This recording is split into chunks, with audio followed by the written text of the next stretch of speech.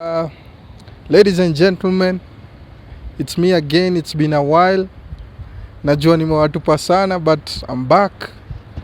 I was refreshing and now I'm back. This is my channel. If you are new to this channel, please subscribe, share, like, tell a friend, and we move on as brothers and sisters. And today we need to talk about a very interesting topic. The topic is about relationships. Let me say again, relationships. And I have my friend here. His name is his name is My name is Eric Omondi Kawaida, the crack prince. Yes. The king of the street. Yeah. That's how we understand rough things, you know.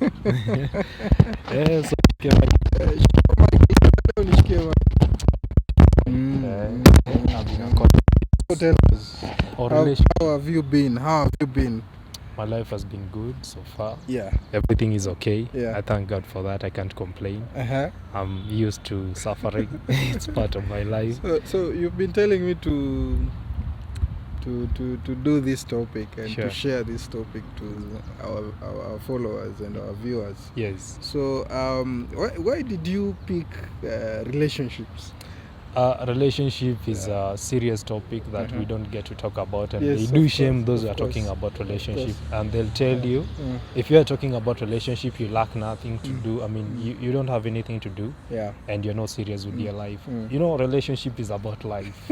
Through relationship, people are born. Through Yeah. relationship, people do commit suicide. You said through relationships, people are born, People are born. people commit suicide, And it's the basic and social. people also make good decision about relationships. Sure, I do agree. I do allude to that fact. Uh-huh. And also it's a basic social unit, Yeah. because relationship do run the society. Yes. It's from the family, it's Yeah. from the brotherhood, Yeah. the sisterhood, Mhm. that we get to work together. So Yeah. relationship, it kind of transcend the borders of what we know. Yeah. Maybe you know of your dad. That's a relationship Mhm. between you and your dad. Mm. And now let's cross to relationship between Mhm. a man and a woman. Yes. Go on. We have a lot of online gurus. I'm amongst the self-proclaimed guru. I don't okay. have a wife. Okay. I'm not married yet. So you're self-proclaimed. Self-proclaimed guru. Because everyone is a guru right now. Okay. The problem that we have today is that our relationship are run according to what we watch in telenovelas. Yes. According to what we used to watch in films and Yeah. movies. Mm. So you think that when you get romantic according to Alejandro or somebody, you're going to win. You know, the other day I was watching something and someone was saying that Hollywood has put that status, or maybe placed us in a position where they guide us. They have put the guidelines. This is how you need to love. This is how you need to relate with someone. Yes. This is how you, even dressing, you see, people relate to each other on how they dress. People relate to each other on how they speak. And Hollywood has set this standard on how we relate with each other and how we relate with even our characters. Yes. So tell me about it. What do you think? It's true. Hollywood has done what you're saying. I view it as something that has kind of come. It is something that has existed Yes. along this valley where the social narrative was flowing. Yeah. In one way or the other, we could have gotten to that place Mhm. where we could be having a social norm, and it was there back then. Yeah. The good thing with the traditional relationship is that there was clear definition Mhm. of what a man ought to do in a relationship, Yeah. and of what a woman ought to do in a relationship. Yeah. Now there's no clear line, or there's no boundary between what a man is supposed to do, because the main role of a man in a relationship was to provide. And you see, the aspect of provisioning today is being also left for women. In the case a man dies, or also women are also taking jobs, man space. They're getting into workplaces. So, Okay. You're taking me to a very crucial topic. Yes. This is a relationship, the relationship between a man and a woman, Yes. the relationship between a man and a woman. Yes. And you know what's happening around the world right now. We have people relate same sex. So I know it's a very crucial topic to talk about, but what's your positive and guided view on this issue of a relationship between a man and a man? When it comes to LGBTQ, Yes. I robustly want to be negative. So, expound on that, please. With a lot of temerity, Yeah. let me say this. It's unnatural for a man to perhaps admire a fellow man. It's unnatural for a woman to admire a fellow woman because there's polarity. Yeah. There's that binary aspect of relationship where when you see a big breast, when you see a good shape in a woman, Yes. it's natural for me as a man to pursue this woman. Yes. It's natural for me to feel like this woman is mature and she's ripe for reproduction, as opposed to I can't admire anything in a man. Yes. I can only kind of want to be like that man because we share close to everything that is the same. So you see, gender is binary. That's what they are trying to tell us, that it's non-binary. Gender is binary. There's existence of two pulling sides. Yeah. And these two pulling sides, they're not pulling per se, they're two attracting sides. Yeah. Where they are unlike poles that are attractive. So gender is binary. In our African setup, Yes. sorry, there's a car trying to park. In our African setup, Yes.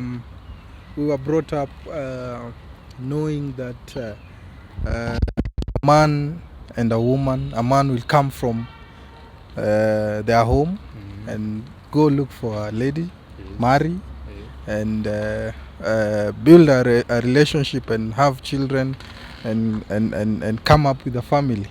So, but nowadays, we see trends. We see people are trying to insinuate. Let me say clone. A man and a man coming together, try and build. Is that realistic? Are you talking about Samantha? No. I'm not talking about Samantha. I'm talking about a man and a man. You see, sex goes beyond the physical act. Yeah. We do believe that it's all about the enjoyment that you get from inserting your manhood into a certain orifice. That's not the same. That's not the case.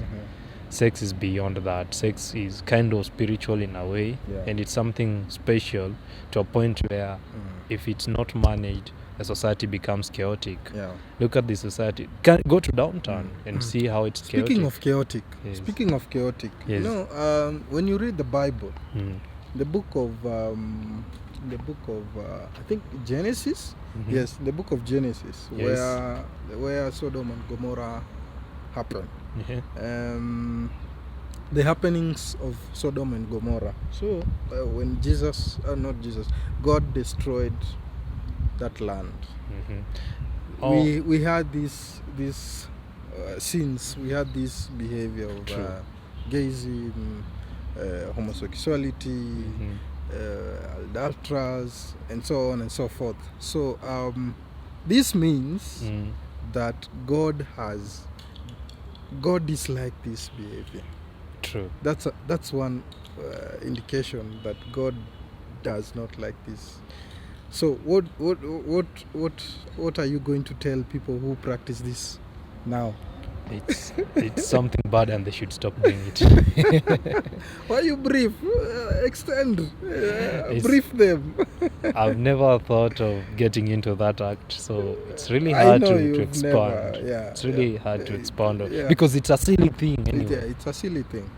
But nowadays we see people holding hands, ladies holding hands. You see, let me tell and, you. Let me just cut you short on that case. Yeah. Sodom and Gomorrah fell because of same-sex marriage or same sexual intercourse. I mean, from the same gender. Yeah. There was also the problem of sexual immorality, all sort of sexual immorality, not only same-sex. Sexual immorality is something that goes beyond. once you engage into adultery, fornication, or such type of a thing, the world becomes chaotic, because a man ought to render his body or yield his body to a woman when it comes to sex, because you are getting naked when doing this act. And even after that, people do become guilty. And you can see this when people have some problem with themselves, between a man and a woman, it's because of sex. The other day, the Pope, the Catholic Pope, I don't know if I can use these words, legalized sex, same-sex marriage. It's very hard to comprehend about it. It's absurd. It's disgusting. Yes. You can use any adjective to describe that goes to the side of anything negative. Because you can't tell me that you see, a pope is now an existentialist. He wants the world to end, because when a world without reproduction is a dead world, and we can't control how we get to this earth. You see, we can't control nature.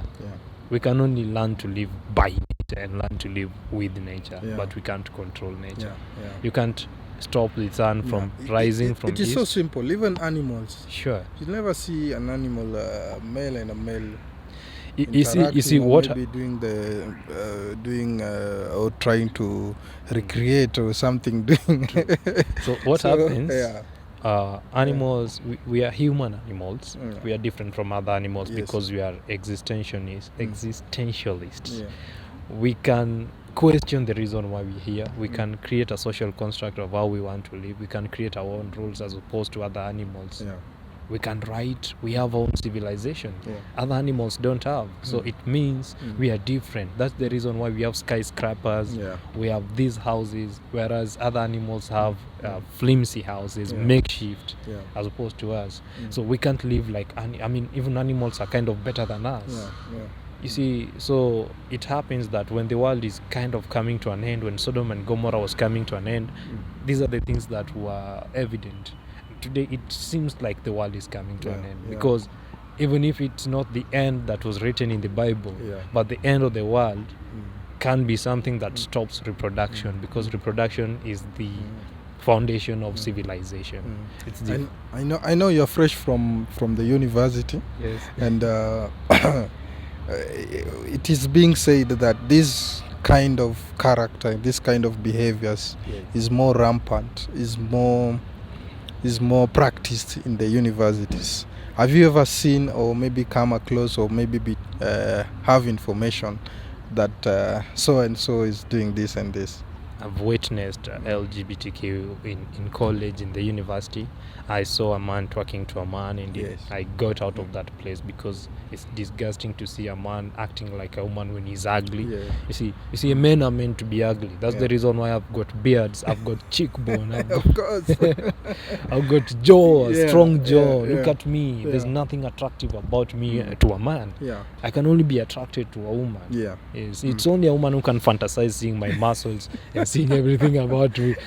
An abnormal man. Let me say that. An abnormal man. So it's normal for a woman to do that. It's normal, yes. It's normal for me to look at a woman. God's creation. Look at a woman, size her and size her down and look at her hair, admire her breast, her asses, everything, her shape. It's normal. I feel that way because I'm already mature now. And that's what attracts me to a woman. Then get into other things like her personality. But first is something that I can see. So I witnessed this. The reason why it's rampant in colleges and happening is because it goes to the narrative that we were taught or told when we were young, that when you go to college you'll do anything that you want to do, and there's nobody to guide us there. You know, in school we learned about there's something about cross-pollination. From this tree that you can see here, this tree has flowers. True. For it to what term can I use? Is it to germinate or something? Just to reproduce. To reproduce and do its stuff. It needs to cross-pollinate. So that means there's difference between this flower and another flower in another tree. True. So it cannot recreate using its own same pollen. Genetic materials. Yes. So it needs to cross to the other side. That's why we call it cross pollination. So for those people and for those who are into that, I don't want to mention the words so many times because I don't know if they are going to to strike this video. Yes. But again, let's go back to the creation of God. Let's read the Bible and what the Bible says about recreation and what's God's plan about us people. Yeah. So for us we are going to pray for you, those who are practicing. We are going to You see, for you to cross to that side, you must be having identity crisis. Yes, you must be having some problem because kids who get to do this, you find that they lived in a household where there was nobody to tell them what to do. If he is a man, there was no man to look up to. If she is a lady, perhaps she lived in a society or under the roof where the custodian of that lady was probably a single parent who couldn't guide this lady. So there's this lady we were with back in college. I think maybe it was coming out of it looking like there was nobody approaching her. Then she thought it was wise to act like a man. But when we got down to hitting the gym, she realized that she was not a man. She couldn't lift heavy weights, and she could see the male aggression in us. So it's like she lied to herself. That means God had a purpose. Yes. For creating her as a woman. One thing that the society has sold to women is insecurity. Women are really fighting to be extremely beautiful, and it's bad thing. It's pathetic to a point where a lady can't feel herself. She can't be even assertive when she has no makeup. She feels like she's more of a man when she has no makeup. So the society is selling this narrative of somebody to be super good looking, and that's, I think, has taken a toll in more women than men. So that's where the problem starts, because there's every man for every lady. I do believe so. And in fact, back then every woman was married to a man. Man, we can't say more, we can't say less, and information is out there. It's for you to decide. And today, let's end here, because we kind of seem to be repeating ourselves, and the information is out. So, we'll get to talk more about this. So, Ebu, tell my viewers and my new subscribers. To the new subscribers, this is the best place to be. More calming. Just hack the YouTube algorithm. You can hit that like button, hit that subscribe button, comment, do anything, share it, tell a friend about this. It's the best place to be, where you'll be having more candid discussion, and you'll be having more important discussion that builds your life. Peace.